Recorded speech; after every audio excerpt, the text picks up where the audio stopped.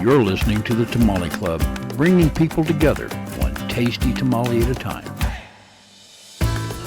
Good day and welcome to the Tamale Club podcast. I'm Dan Bickford. I'm joined with my co-host Judy Summeroth and Herb Morgan. Herb is running for state controller. You know, his campaign centers on transformative vision for modernizing how California tracks and audits tax dollars. Sounds like it came right from your website. In any case, Herb, great to have you with us. Just want to start off right off the bat with is, hey, what does a state controller do? Well, thank you, Judy. Thank you, Dan, for having me here, first off. So, California has a number of what they call executive positions, the ones we're familiar with, governor, lieutenant governor. But there are two financial positions in that list of executive positions of the state. They are the state treasurer and the state controller. They're very different. I'm going to simplify the treasurer for a second. It manages the money that the state has, the cash management. It's sort of a boring job. I've done it for about 40 years for a lot of my institutional clients. Mm-hmm. But the state controller is the chief fiscal officer of not only the state of California, but of every entity that receives any amount of state funding. What that means is the accounting, the finance of counties, cities, universities, prisons, parks, high schools, nonprofits that receive grant money from any of the above, all of them must report up to and into the state controller's office from a financial reporting perspective. And the controller is not ceremonial. There are some ceremonial aspects to the job, but the controller has plenary authority to mandate the accounting methodology that all of those entities must employ and has the authority to dictate the frequency by which those entities must report their spending. So it's a very, very big job. It's more if you care about the money, and I believe in any situation, whether it's a war or a school board meeting or anything else, if you follow the money, you find the truth. And therefore, I believe this elected office, I wouldn't run for it if I didn't think it was the most important one. I think it's more consequential, could be more consequential in the right hands than even the governor's office. And I agree there. Um, so, tell us a little about yourself and why are you the right guy for the job? Well, I will tell you a little bit about myself. I am almost a native Californian. I was born in 1966, and on my birthday in 1967, that's one in a 67 Chevy Biscayne coming across the 10. My parents brought me to Southern California. We started in an apartment in Garden Grove, two young, barely over 20-year-old parents with two children living in an apartment in Garden Grove. My father worked at LAX. We moved up to a home in Westminster, eventually made our way back to down to San Diego and lived in Oceanside, where I graduated from high school, class of '84, the Mighty Wildcats, all the way up to Santa Cruz.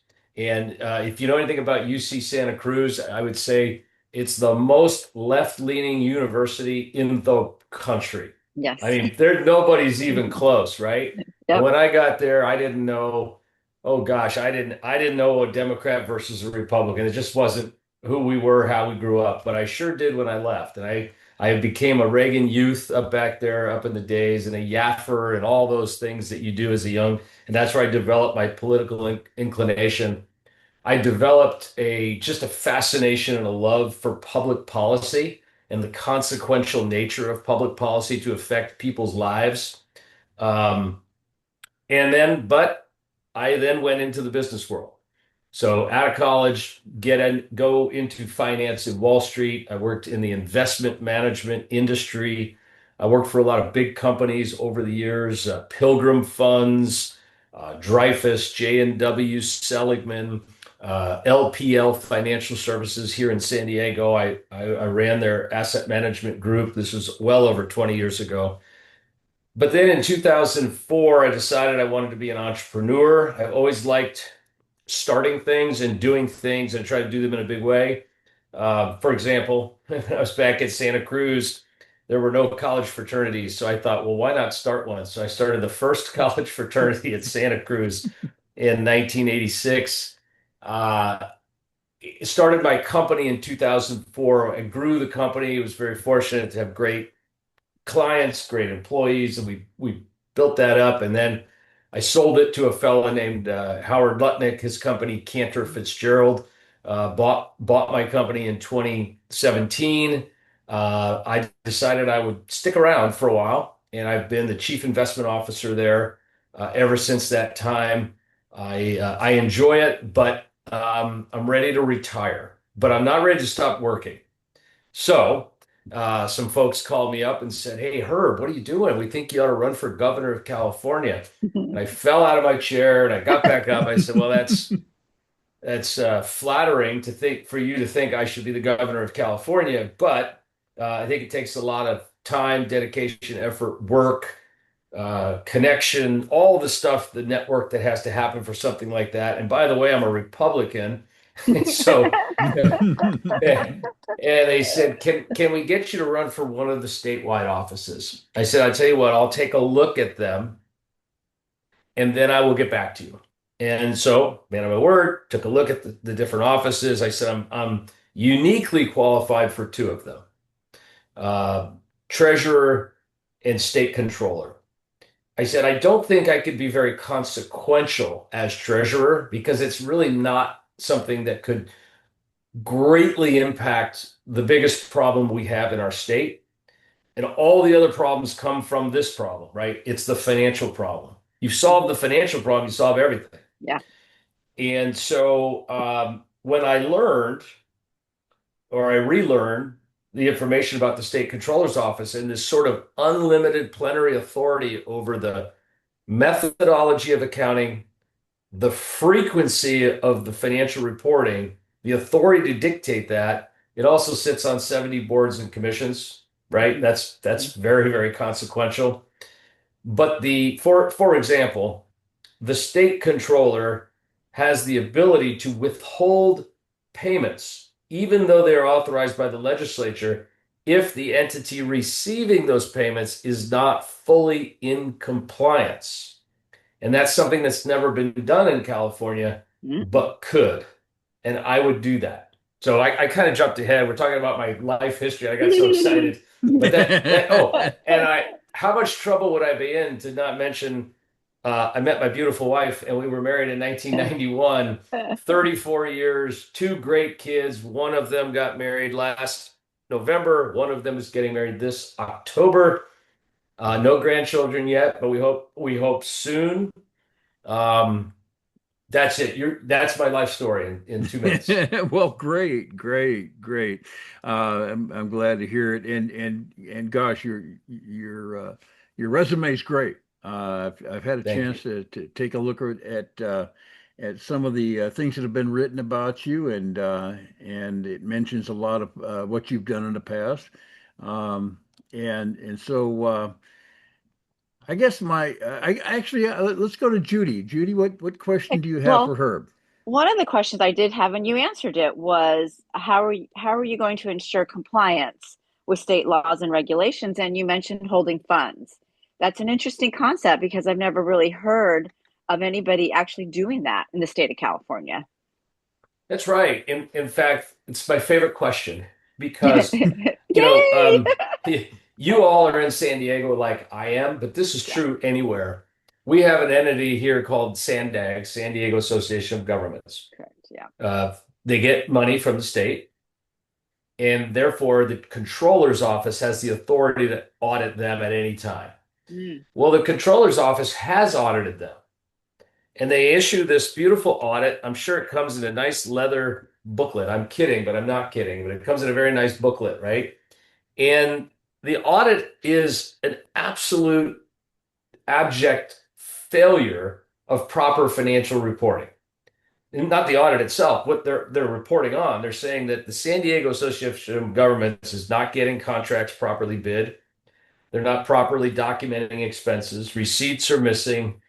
And So the San Diego Association of Government says, well, thank you for the audit. That's wonderful. And it goes into the file. Well, 5 years later, they get audited again. Same problems, same issues, but more failures, more qualified opinions on the audit. Thank you very much. Again, put it in a file. And then the next year, they get more money. And then they get more money the next year and the next year. So And nobody's so holding funds. Nobody's holding funds. They're just that's right. pushing it under the carpet. You push it. And so Yep. I'm saying, is there a way? So in my world, in the private sector, if I'm on the board of a company and we're working with our auditors to get the audit done that we're required to do on an annual basis, it's all hands on deck. If there's a problem, the auditor comes to you before they issue the final opinion and says, hey, we have 4 areas of concern. Please address them to our satisfaction, or we will be forced to issue a qualified opinion. Mm-hmm. And so the board gets together, the executive management team gets together, and you fix the problem. Nobody holds these agencies or entities or counties or cities or universities or hospitals or police departments or fire departments. None of them are held to that standard. They just keep giving them more money. So here's the plan. When San Diego Association, I'm not just picking on Sandag, but it's everywhere, right? It's the county of LA. Mm-hmm. Yeah. County of Los Angeles. Look, the legislature has authorized $3 billion to you guys. I'll be here in Sacramento. We've got the wire ready. I can send it any day. I can send it right now. However, you failed your last audit. Please provide proof that you have fixed the problems. If you have fixed the problems and the auditor agrees that the problems are resolved, we will release the money. In the meantime, it's going to be earning 4% in T-bills for the benefit of the state of California. Wow. There you go.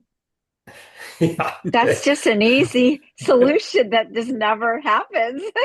It's never happened. In fact, the current occupant of the office and for the last 20 years, it's become ceremonial. So they'll elect somebody and put him or her in the office without any financial reporting experience. Mm. So it would be like hiring me to rewire the electrical system in your home. I don't know how. I'm not an electrician. Wow. Right? That's So- okay. Here's a check. Here's your check. Yeah, we're That's gonna have exactly you come what back happens. next month to do it over again. Exactly right. And so we just don't hold anybody accountable. And then so even then, the auditor appears to me to be only auditing perhaps areas she would like to audit. For example, why not audit if you go online and you look at what people are upset about with spending, right? It's high-speed Yes. rail, Yep. right? High-speed rail and the grants to the NGOs for homeless. Because first of all, Republicans want to solve the homeless problem. We want to help people. And the only way to do that is we got to get the money down to the level of the people that need it. And Right. it's not getting there. That's the problem. It's not that Republicans don't want to help people. Of course we do. The money is being taken all the way down. So you would think the controller would follow the lead of the public and say, I'm going to audit high-speed rail and I'm going to audit the home. Those are the two biggest ones right now. And there's Mhm. thousands more. Nope. Correct. She'll do a payroll audit. The payroll audit is when you just make sure that the payroll taxes were paid. So a payroll tax audit of Escondido Union School District. Big deal, right? Or maybe there's a lot of audits on charter schools because her union bosses that put her in office are not big fans of charter schools. So they'll be extra aggressive auditing a charter school, but completely ignore, a CHRLA type of organization in Los Angeles. And my view is, look, I don't even need more auditors. I need more data. This is the world we're in. And she's not even operating it. She's a very ceremonial only controller. If I have data, daily spending level data, and we can get to how we get that, then I can use artificial intelligence to compile financial statements to look for patterns, and we can identify waste, fraud, and abuse at a very, very high level on a daily basis. And that's where I wanted to get at with you too, I'm very interested in how you're going to leverage blockchain technology and AI to oversee all this. Yeah, it is so easy. That's why I'm running, right? I'm not the smartest guy in the room, Dan, Judy. I'm just not. Well, you are in this room. Yeah, But I agree. but but this is easy, right? So whenever you tell government you want something different, better, more efficient, the response is we don't have the resources. We need more hours. That's more pensions. We moved into this home 23 years ago, and we paid all this money. They were going to build a park right around the corner here, and City of San Diego didn't build that park for the first 20 years.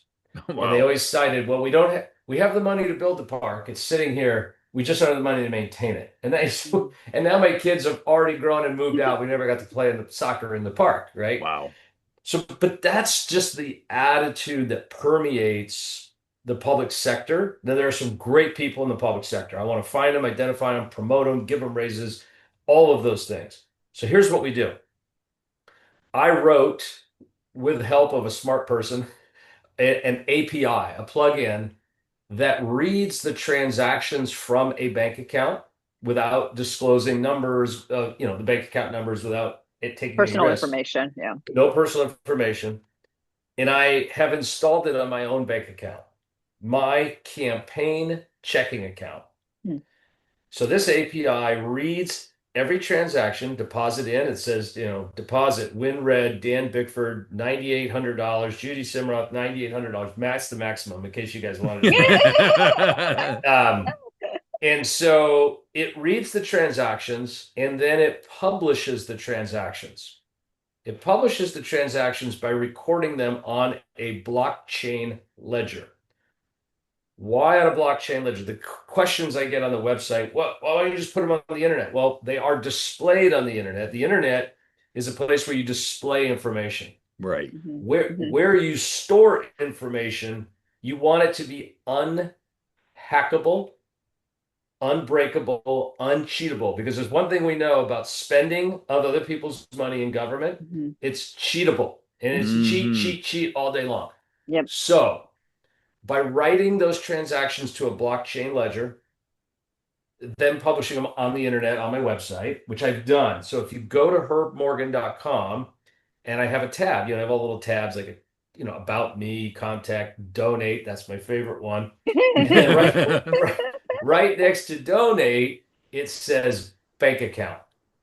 You click on that bank account, and you will actually see where I spent $150 on a Twitter or X ad, or where a $500 donation came in, or a $25 donation came in from somebody who likes this idea, who is, takes money to get an idea out there. Boy, does it. It's a lot of work. Yeah. And so my plan is to, on day one, when I'm elected, I will issue a memorandum. And the memorandum will be, hello, City of Oceanside, County of Stanislaus, you have been allocated, from the legislature this money. If your audits, your prior audits are in compliance, I might send the money. But in order to get the money sent, you must install this API. It's as easy as installing the Uber Eats app on your iPhone. So no excuses. If you can install Uber Eats, you can install this app. The app will read your daily transactions. You don't have to compile them for me. You don't have to do anything. You don't have to format them in 8.5 by 11. They will be on the blockchain. Any graduate student at Caltech or Stanford or USC or UC San Diego can look at them. Any citizen can look at them, want to know where the local high school money is being spent.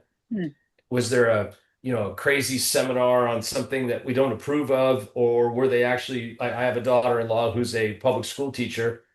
I personally believe, we'll get into that later. We'll record all this. I get off on these tangents. We're I going to know. record all this. We're going to use artificial intelligence to identify the problems. So about 3 weeks ago, up in Stanislaus County, they found a lady that worked for the county. She was an executive level. She was making $485,000 a year as an executive with the county of Stanislaus, which that's very, very high. And it's not a Yeah. high cost of living county compared to San Diego.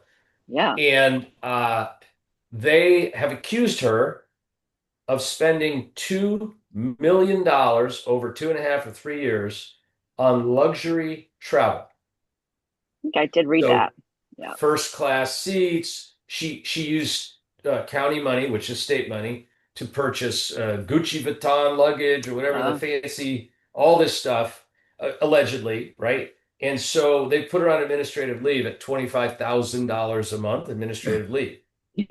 If my plan had been in place, every day when the transaction's printed to the blockchain, my AI auditor, who doesn't need a pension, by the way, or medical or time off or vacation, my AI agent would flag, hey, it's not cool for a state employee to buy Gucci Vuitton luggage and charge it to the taxpayer. I've worked for companies my whole life. I've traveled, and I've never had my employer buy my suitcase, right? Yeah, I I buy my can't even get him to suitcase. buy me a coffee. Yeah. How long allegedly had she been doing this? Making Two these. Oh, years. see, that's Mm. ridiculous.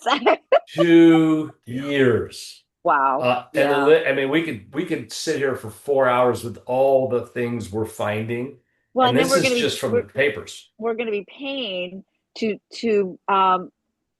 go after her, So here we are Yes. wasting more taxpayer money, and it's gonna drag on too. And So wow. she will get union representation, by the way, which Sure. is why she's on leave and not just fired, Yeah. Yeah. right? She's got that, the Due state, process. yeah, Yeah. Yeah. big stuff, big stuff. Wow.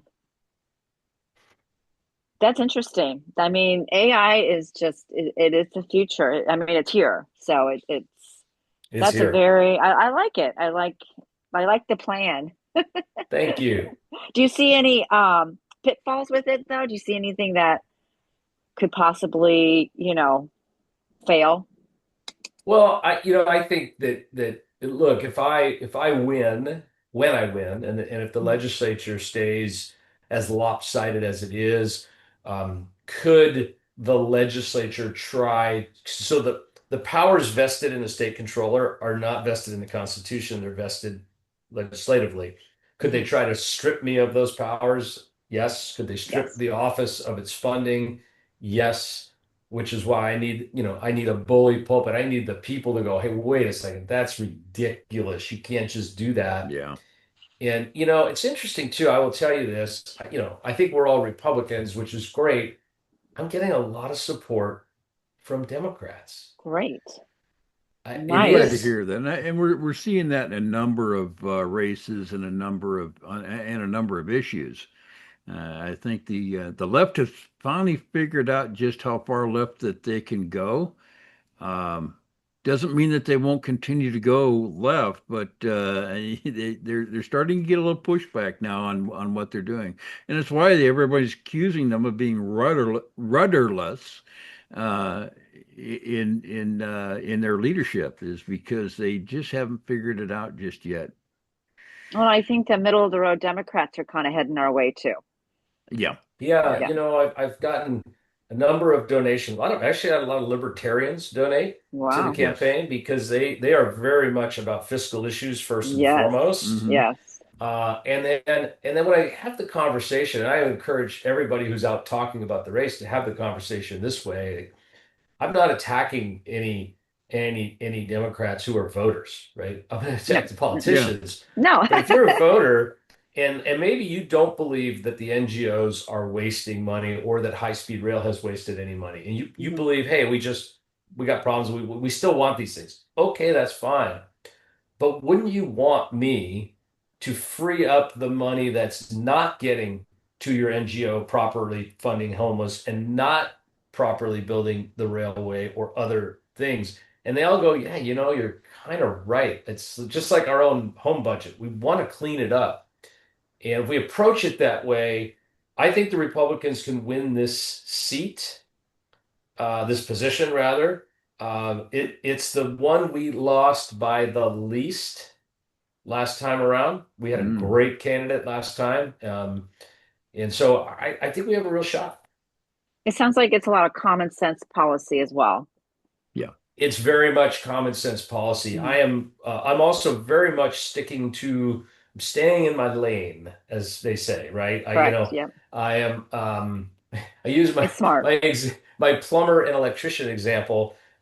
You don't try to get your plumber to work on your electrical things. And Right. so I am your financial person. I want to be the financial person for all the voters of the state. And I'm just going to stay away from other stuff. I know for some folks that's not a good enough answer. I respect their opinion. They want me to have an opinion on everything, but I kind of don't. I'm really just a nerd and I like financial stuff and Yeah. I'm really Well, good at it. Yeah. sometimes the best answer is that, well, as a state controller, I'm not going to have any say over abortion or whatever that, road Right. they're trying to lead you down on. And, sometimes that's just the best question there. That's right. That's right. Do we know if the incumbent's going to run again?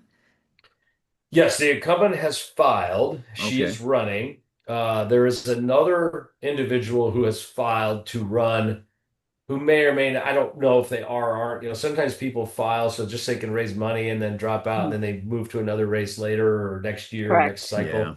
But she's definitely the incumbent, uh, definitely union backed.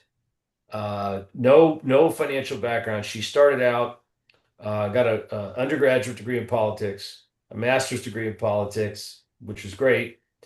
Went to the county board of supervisors in good old San Francisco Oh, Mhm. and yeah. then and then immediately slotted to be the chief financial officer, the state controller of the fourth largest economy in the world. That is a major, major jump. Yeah. I was thinking I'm going to go to the gym tomorrow and maybe I could get in the ring with Mike Tyson after that. I think so. You've got a shot. Well, the fact that she has no financial background, what But is but that? don't do it until I can get up there and with the camera. We've got to get this on film. Yeah. Okay, well, I know Wow. that you have spoke most of the time, and it's been great. It's been a great conversation. But we're at the point now where I'd like to ask you to, is there anything else that we need to know? Is there anything else that you'd like to put out there before we end the show? Well, I think, it's people tell me, "Oh, you need to keep your message more simple." And I just say, "Well, respectfully, I disagree. Ronald Reagan never thought the voters were stupid, and I don't either. And I think more people do understand waste, fraud, and abuse. Let's talk really specifically about the homeless stuff, right? Again, we Republicans are compassionate, right? We want to help people. That's the purpose of our government, protect our individual rights and help the most unfortunate. And we have a budget of $325 billion. So my question to you is, do you know how much money that is? A And lot of zeros. it's so much money. I'm going to put it in perspective. $325 billion.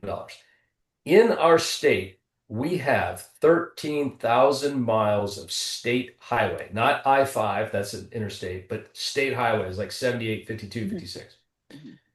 13,000 miles. If we have guardrails on 10% of that, that's 1,300 miles of guardrail, the corrugated steel Mhm. thing. Mhm. And if it's on both sides, that's 2,600 miles of guardrail. If we were to gold plate them all, I'm serious, gold plate the guardrails. We're the Golden State. It'd be great for tourism. Drive to California, see the redwoods and the gold plated highway guardrails. Okay. 2,600 miles of 0.25 micron gold plating would cost about $13 billion. Mhm. Our budget is 325. There's no university we can't build. There's no prison we can't fund. There's no road that we can't pave. There's no homeless we can't help. There's nothing we can't do with way less than $325 billion. We would be the envy of the entire world with the services our government could provide. However, I posit my position is that the money is being laundered so aggressively and so egregiously, it will make what they found at USAID look like child's play. Wow. That's what we're going to find out when I get elected. Wow. We better buckle up. Yeah, no kidding. What can we do to help you, Herb? I mean, what kind of things that we can do? There's a lot of things. If anybody watching, if there's speaking opportunities, I like speaking. So whether it's political clubs or events or anything like that, if you want to invite me, you just mail info@herbmorgan.com. Social media followings, likes, retweets, reposts, thumbs up are more valuable than you know, because the more natural followers we have, the less we spend. And I learned that the social media companies, as you approach election day, the price of all this just goes through the roof. Very difficult. Okay. And then there is that old-fashioned way, which is to make donations. Correct. You go to the website, herbmorgan.com. You can look at my bank account. Then you can click on donate and sign up, either a large amount, small amount, a monthly recurring, $10, $20, $30 a month. That's certainly very doable. And then that money is spent on me and my team traveling the state, getting the message out, and on digital outreach. Right. At this point, those are the only two things: travel to events and digital outreach and promotion online. Outstanding. So, it's been a pleasure talking with you, Herb. Thank you, Judy, for joining me and talking with Herb. Had a great conversation. Thank you for tuning in to the Tamale Club podcast. We appreciate it. Don't forget to visit us at YouTube/Tamale Club. While you're there, go ahead and give us a like. Hit that subscribe button. We appreciate it. And you guys have a great day.